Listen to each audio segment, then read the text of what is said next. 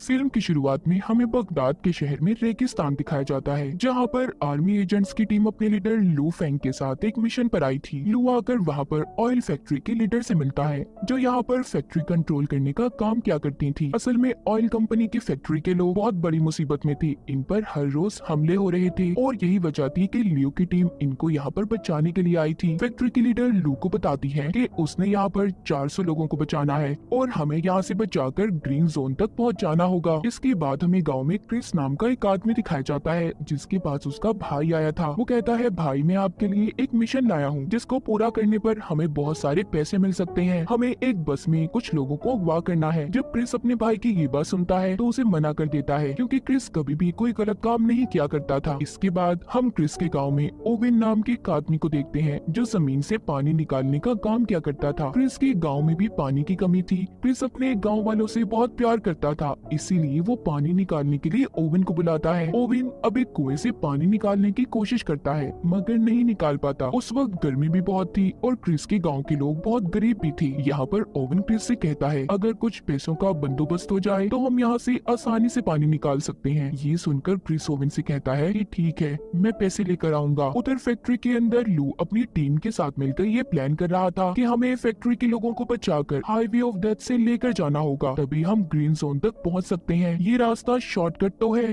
पर बहुत ज्यादा खतरनाक भी। इसके बाद यहाँ पर फैक्ट्री की लीडर सारे सिस्टम को लॉक करके एक पेन ड्राइव में महफूज करके अपने बैग में रख लेती है, ताकि सब कुछ उस ड्राइव में महफूज हो जाए और किसी को भी कोई खतरा ना हो। फिर वो अपना बैग अपनी एक असिस्टेंट को दे देती है। दरअसल फैक्ट्री के लीडर की असिस्टेंट लू की बेटी होती है। उसकी अपनी डैड यानी कि लू के साथ लड़ाई हुई थी, क्योंकि जब उसकी मॉम की मौत हुई तो लू उनके पास नहीं था। इसी वजह से लू की बेटी अपनी डैड से नाराज थी और नफरत किया करती थी। जिसके बाद सभी लोगों को बस में बिठाकर ग्रीन जोन की तरफ ले जाया जाता है। जल्द ही ये हाईवे ऑफ डेथ के पास पहुंच गए थे। वहां का मंजर देखकर लू की बेटी डर गई थी, क्योंकि आज तक कोई वहां से जिंदा नहीं गया था। हर तरफ गाड़ियां ही गाड़ियां थी, जिनका एक्सीडेंट होने की वजह से बहुत बुरा हाल था। लियो अपनी टीम से चारों तरफ नजर रखने का कहता है और फिर अपनी बस को लेकर आगे बढ़ता है, मगर रास्ते में दो गाड़ियां थी, जिसकी वजह से रास्ता रुका हुआ था। ये देखकर लू की बेटी कहती है, हमें बस को यहीं पर रोक देना चाहिए, मगर लू ऐसा करने के लिए तैयार नहीं था। वो कहता है, मैं जानता हूँ ये गाड़ियाँ क्यों खड़ी हैं और हम बस को यहाँ पर किसी कीमत पर नहीं रोक सकते। हमें हर हाल में यहाँ से निकलना होगा। तभी जब ये उस बस को गाड़ियों के पास लेकर जाता है तो एक जोरदार धमाका हुआ था, जिससे बस में बैठे सभी लोग बहुत ज्यादा डर जाते हैं। लू ने फिर भी अपनी बस को नहीं रोका था, वो चलता रहता है। दरअसल ये जितनी भी बसेस थी एक खास किस्म के मटेरियल से बनाई गई थी, इसीलिए इन पर गोलियों और बॉम्ब्स का कोई असर नहीं हुआ था। लू अपनी बेटी को बताता है, ये गाड़ियों का बीच में खड़ा होना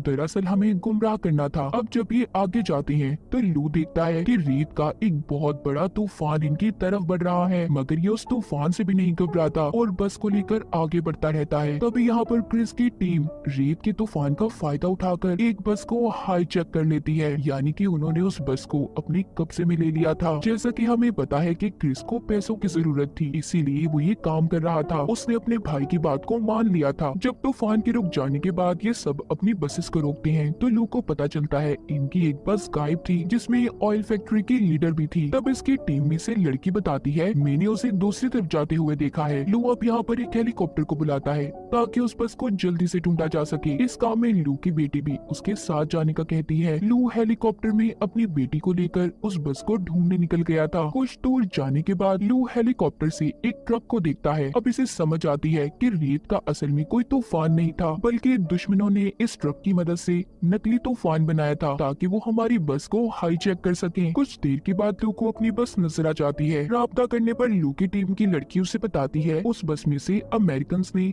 हमारे 5 लोगों को अगवा किया है, जिनमें ऑयल फैक्ट्री की लीडर भी थी। जिसके बाद लू अपनी टीम से दोबारा राब्ता करता है और बाकी की बसेस को ग्रीन जोन तक पहुंचाने का कहता है। इधर क्रिस भी अपने साथियों के साथ जब गाड़ी में बैठा आगे बढ़ रहा था तो ऊपर से लू अपने हेलीकॉप्टर से इन पर बॉम्ब गिराता है। क्रिस भी अपनी गाड़ी से निकलकर गन लेकर हेलीकॉप्टर पर हमला कर रहा था, जिससे हेलीकॉप्टर उनसे थोड़ा दूर हो जाता है। उसमें आग लग गई थी।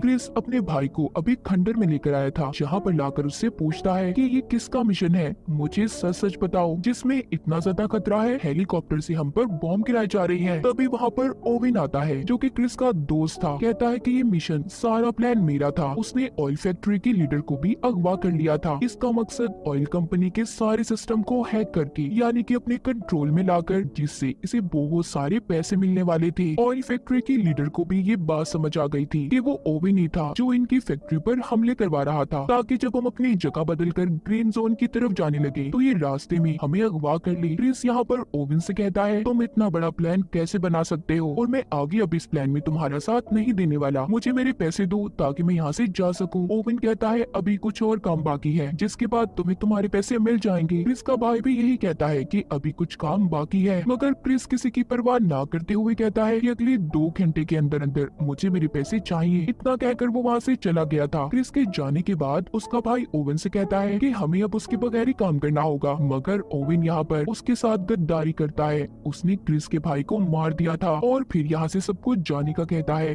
उधर क्रिस भी अपने गांव में पहुँच गया था। उसे अपने भाई पर बहुत गुस्सा आ रहा था क्योंकि उसने सही बात नहीं बताई थी उसे, जिसके बाद वो थोड़ा खुद को सुकून में लाने के लिए बच्चों के साथ बाहर खेलने चला गया था। तभी उधर ल्यू आता है जो कहता है कि मैं यहाँ पर अपने लोगों को बचाने आया हूँ जिनको तुमने अगवा किया है। मैं जानता हूँ मेरे लोग तुम्हारे पास हैं। क्रिस भी जवाब देता है कि मैं भी अपने गांव वालों को बचा रहा हूँ। जैसा कि हमें पता है क्रिस ने ये काम भी पैसों की खातिर सिर्फ अपने गांव वालों के लिए किया था, ताकि ये उनके लिए पानी का इंतजाम कर सके, और ये सारा प्लान ओविन का था ताकि क्रिस भी उसका साथ दे सके, मगर ओविन ने इसे धोखा दे दिया। फिर इसके बाद लू वहाँ से चला जाता है। कुछ देर के बाद क्रिस एक खाली फैक्ट्री में आया था जहाँ पर वो अपने भाई की लाश को देखता है। तभी उधर लू भी आ गया था। इन दोनों की यहाँ पर बहुत लड़ाई होती है। कभी क्रिस लू पर भारी पड़ रहा था तो कभी लू, क्योंकि क्रिस को यहाँ पर ऐसा लग रहा था कि उसके भाई को लू ने मारा होगा, मगर जब वहाँ पर कोई चीज क्रिस के भाई पर गिरने वाली थी तब लू उसे बचा लेता है। यहाँ पर उसको पता चल जाता है कि उसके भाई को लू ने नहीं मारा बल्कि इसमें ओविन का हाथ है। तभी वहाँ पर इन पर गोलियां बरसने लगती हैं। दरअसल यहाँ पर भी ओविन ने अपने गुंडों को इन्हें मारने के लिए भेजा था, मगर ये उन गोलियों का मुकाबला करते हैं। क्रिस उन पर बॉम्ब गिराता है जिससे बहुत बड़ा धमाका हुआ था। खैर वो गुंडे तो वहाँ से भाग गए थे, मगर इस उसमें क्रिस की गाड़ी भी बर्बाद हो जाती है। ये दोनों समझ गए थे कि इनको एक ही इंसान को पकड़ना है और वो है ओविन, जो इन दोनों का दुश्मन था। क्रिस कहता है कि मैं जानता हूँ इस वक्त ओविन कहाँ पर होगा। उधर दूसरी तरफ ओविन फैक्ट्री के लीडर और उसके कुछ लोगों को अपने साथ फैक्ट्री में ले आया था, जहाँ पर वो सिस्टम को खोलने की कोशिश करता है, मगर उस पर एक कोड लगा हुआ था। ओविन फैक्ट्री के लीडर से जब कोड के बारे में पूछता है तो वो नहीं बताती। तभी वो उसके 2 लोगों को मार देता है, जिसे देखकर फैक्ट्री की लीडर डर गई थी। अब वो उसके बेटे को मारने की धमकी देता है। तो ये सुनकर फौरन फैक्ट्री की लीडर उसे बताती है कि ये कोड एक पेन ड्राइव में है जो मैंने अपने बैग में रखी थी, पर मैं ये नहीं जानती कि वो कहाँ पर है। मुझे बस इतना याद है कि वो बैग मैंने अपनी असिस्टेंट को पकड़ाया था। तभी यहाँ पर फैक्ट्री के लीडर का बेटा अपनी मॉम के फोन पर कॉल करने का कहता है, जिससे उनके फोन की लोकेशन के बारे में पता चल जाएगा कि फोन और बैग कहाँ पर है। असल में वो बैग लू की बेटी के पास था जो इस वक्त क्रिस के गाँव में थी। उधर ही गाँव में लू को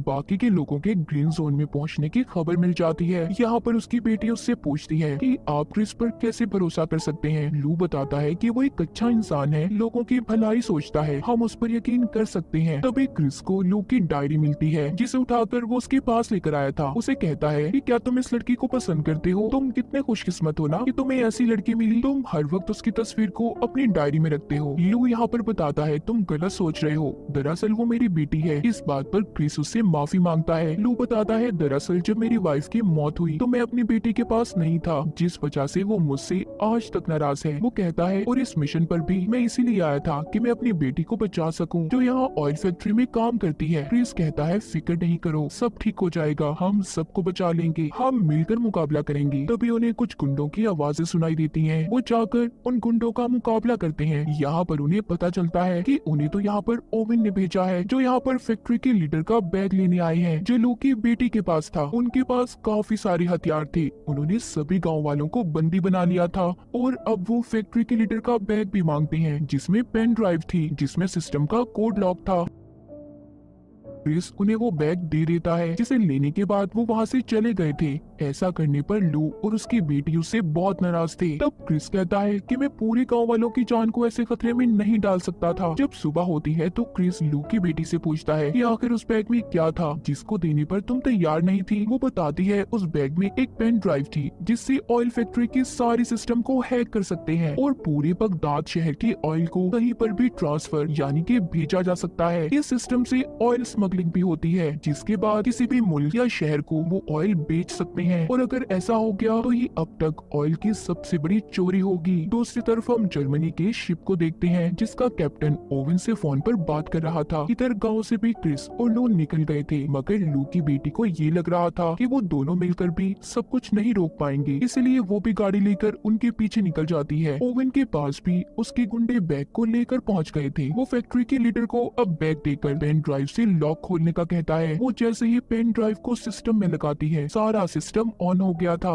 यानी कि चलना शुरू हो जाता है। ओवन उस जर्मनी के शिप में ऑयल भरवाने का कहता है, मगर इस काम में 24 घंटे लगने थे। कुछ वक्त के बाद क्रिस और लू भी अपने ट्रक पर ओवन के पास फैक्ट्री में पहुंच गए थे। वो उसके गुंडों का मुकाबला कर रहे थे। लू एक पाइप पर चढ़कर बड़े ही शानदार तरीके से ओवन के आदमियों को मार देता है। ये सब कुछ ओवन भी छुप कर देख रहा था। वो अपने आदमियों से कहता है कि हमें जल्दी यहाँ से निकलना होगा, क्योंकि उसका काम अब पूरा हो गया था। जर्मनी के शिप में ऑयल भरा जा चुका था। क्रिस भी फैक्ट्री के अंदर जाता है। वो आकर गुंडों को मारने लगा था, तभी उसकी नजर बाहर जाती है। वो देखता है कि ओवन यहाँ से भाग रहा है। अब वो दौड़ते हुए उसका पीछा करता है। तभी रास्ते में उसे लू की बेटी मिलती है, जो गाड़ी लेकर इनके पास पहुँच गई थी। ये दोनों मिलकर अब ओवन का पीछा करते हैं। इधर लू फैक्ट्री में ओवन के गुंडों का मुकाबला कर रहा था। वो एक एक करके सभी को मजा चुकाता है। वहाँ पर अब ऑयल फैक्ट्री की लीडर आती है, जो कहती है कि सब कुछ बर्बाद हो गया, उन्होंने पेन ड्राइव से ऑयल की चोरी कर ली, हमें इतने बड़े नुकसान को रोकना होगा। उधर रास्ते में क्रिस जब ओवन का पीछा कर रहा था, तो वो अपनी गाड़ी को जंप करता है। उसके पीछे लू की बेटी भी गाड़ी को हवा में उड़ाती जंप करवाती है, मगर उसकी गाड़ी का एक्सीडेंट हो गया था। क्रिस गाड़ी की ऐसी हालत देखकर लू की बेटी पर गुस्सा करता है। तभी वहाँ पर लू भी एक ट्रक को लेकर पहुँच गया था। फिर वो दोनों भी उस ट्रक में बैठकर उसके साथ आगे बढ़ते हैं। क्रिस लू को ओवन तक पहुँचने का शॉर्टकट रास्ता बताता है। फिर ये उस ट्रक से रॉकेट लॉन्चर छोड़ने लगते हैं। दरअसल ये वही ट्रक था जिससे नकली तूफान को बस को हाईजैक करने के लिए बनाया गया था। क्रिस अब ओवन तक पहुँच जाता है। वो तेजी से लाकर अपने ट्रक को उसके ट्रक में दे मारता है, जिससे जोरदार धमाके होते हैं। ओवन की गाड़ी दूर जाकर गिरी थी। ओवन काफी जख्मी हो चुका था। वो जब क्रिस को देखता है तो अपनी गाड़ी को लेकर वहाँ से भाग जाता है। लू ने वापस क्रिस को अपने ट्रक में बुला लिया था। क्रिस अब ट्रक से लटक गया था। वो रॉकेट लॉन्चर की स्पीड से ओवन की गाड़ी के पास आ जाते हैं, जिसकी वजह से उनका ट्रक भी काबू हो गया था। वो एक रस्सी को ओवन की गाड़ी से बांधकर अपने ट्रक को खाई में गिरा देते हैं और खुद उस रस्सी के सहारे लटक गए थे। ये देखकर ओवन उन पर हंस रहा था, मगर गाड़ी पर वजन ज्यादा होने की वजह से ओवन की गाड़ी भी खाई में गिर जाती है। लू ने उस रस्सी को छोड़ दिया था। वो अपनी बेटी के साथ एक पत्थर पर जाकर गिरता है और ओवन अपनी गाड़ी के साथ खाई में गिरकर मर गया था। यहाँ पर लू और उसकी बेटी तो बच चुके थे। ये दोनों देखते हैं कि इन्हें क्रिस कहीं पर नजर नहीं आ रहा।